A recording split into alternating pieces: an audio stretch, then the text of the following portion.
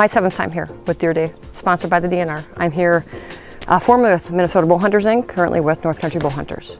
And what we teach is advanced archery. My goal is to make someone as efficient as they can possibly be in the woods. And that's by looking at their anchor points, looking at their form, at teaching them what an anchor point is if they don't know. Because even though it's advanced archery, we still have a lot of people that are new. So they've never been in a hunting situation before. Eye dominance is a first. And you'd be surprised at how many individuals they have gone to a pro shop or a Gander Mountain or Cabela's or wherever, Shields, and they've never had their eye dominance checked. Or they've been in a family where everyone else in the family, especially if it's a youth, has been right-handed, so they assume that they're right eye dominant, and the parent, usually a father, will put that child in right eye dominant equipment, even though they may be left eye dominant, forcing them to shoot with their opposite eye.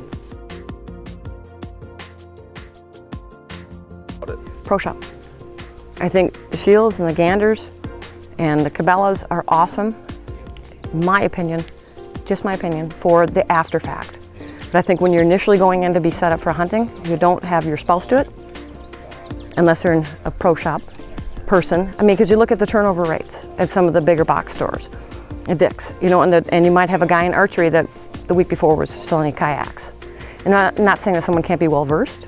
I'm saying that in dealing with the pro shop, because that's all they do. You know, I can't go in and buy broadheads and chaps. You know what I mean? Yep. It's specific. I know that this is I'm looking at form and I'm looking at equipment. I'm number one, especially if they're an elevated stand, it's a 5-point safety harness. So it doesn't matter what kind of skill you have if you fall.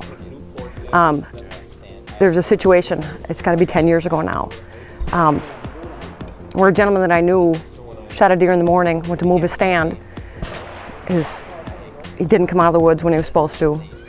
Guys went in to look for him and found him hanging. His feet were 4 feet from the ground. And what happened was when he moved his stand, he had a waist strap, the traditional, you know, like we all used to use. He went from no strap at all to a waist strap. And it went from his waist to pinning his arms up to his head and hanging him. 70-year-old guy that's been hunting for 40 years. And I mean, it's 5-point safety harness, it's so much cheaper than a funeral. So that's above form and everything else, safety first. So first thing I want to make sure is her feet are comfortable. Okay, shoulder width apart, she's rolling. She's gonna knock her arrow. Okay, now on her bow, especially with hunting equipment, I strongly recommend going with a wrist strap. The reason is, a wrist strap is going to give you that sense of you're not going to drop your bow. So she can be comfortable when she's drawing back, and when she releases that arrow, not worried about her bow falling from her hand. So that's why we do wrist straps.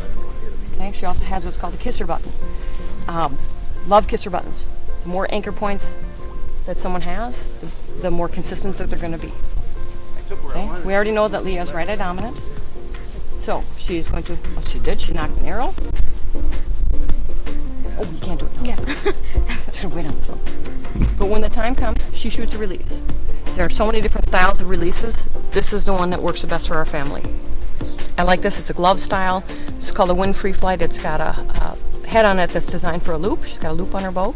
So instead of putting this caliper directly on the string, the head on the string, this goes on the loop. The reason is for string twist. It's less wear on her serving, but it's also, she won't get any string twist out of the string when she draws this back with the loop on there. All right, go ahead, put your loop on. She puts her loop on, she's keeping a low pressure on there, she's keeping her finger off of the release. This is a hairpin trigger, okay? It's not like a 357 hairpin, but it is. So she's gonna come to a pre-draw first. She's already looking at her target. She's got her elbow high, but not higher than her nose, just higher, equal to her opposite shoulder. If you look at her grip, I'm a strong believer in making sure that that palm is out. The reason is it kicks out the elbow naturally. So as soon as she extends her hand, it's almost like, for her, it's like she's saying stop, and she releases her fingers down. Loose grip on that bow. Go ahead, come to pre-draw. Pre-draw, she's bringing that up. She's eyeing her arrow. Actually, it's because she's got a sight on, I'm thinking Genesis. She's lining her sight up right now with her target. She's going to come to full draw, pulling her elbow straight back. Kiss her buttons in the corner of her mouth. String is on the tip of her nose. She's looking straight down her peep, lining up her sight. So again, her feet are already set. And pre-draw. Hold it. They have areas you can't use because there's 5 bombs in there. But it's just people.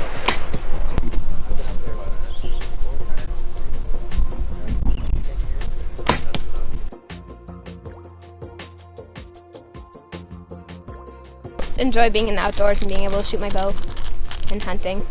It's nice to get out away from people.